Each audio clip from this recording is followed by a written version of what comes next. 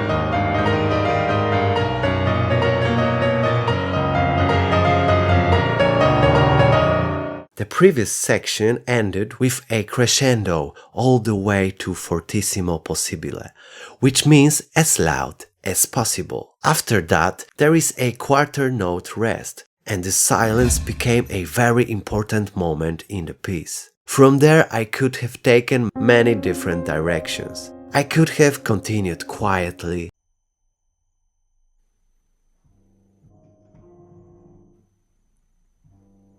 slowed things down a bit, or even kept playing as loud as possible.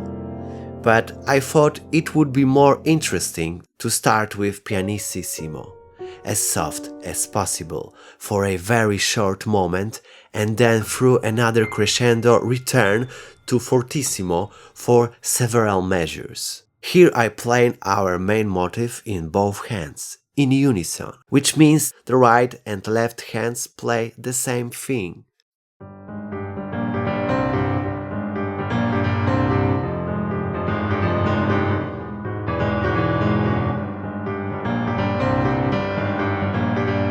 Then the main motif remains in the right hand, but the harmony changes, and the melody of the motif is transformed. To make it even more intense, 16th-note runs appear in the left hand. And all of this feels like it's about to explode. Almost.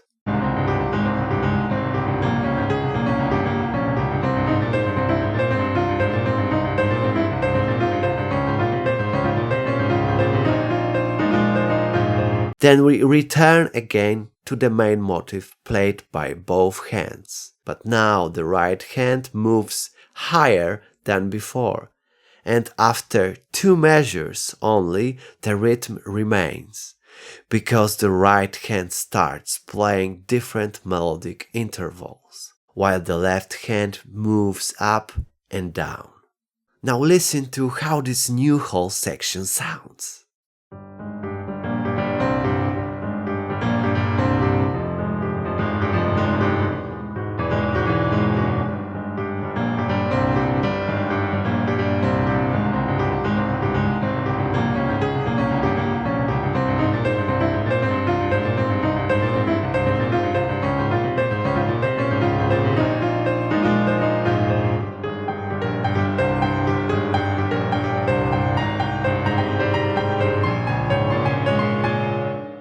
Let's also take a look at the score.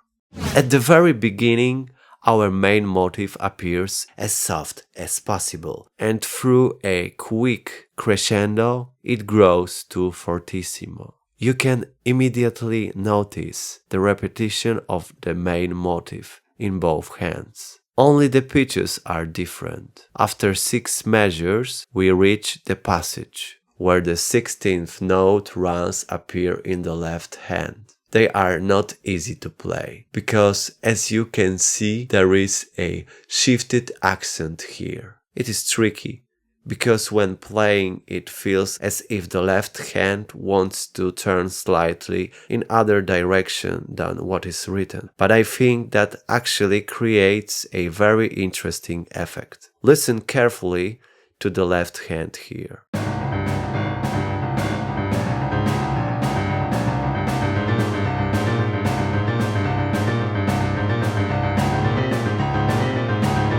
After this runs, there is a boom, low octave chords, and then suddenly, in the next measure, we sneak in from a sudden piano, a crescendo, back to forte with our main rhythmic motif, and the whole section ends with another crescendo. I still don't know exactly how the piece will continue. What do you think about the piece so far? Do you like it? Which direction would you take next? Do you think it will become quieter or louder? Will I return to the main motif, transform it, or introduce something completely new? I'm curious about your thoughts. In a moment, we'll listen to the entire piece with the score, including today's new section. But before we do that, if you enjoy what I'm doing, you can support me with a like and by subscribing to the channel. See you in the next and definitely the last episode with this etude.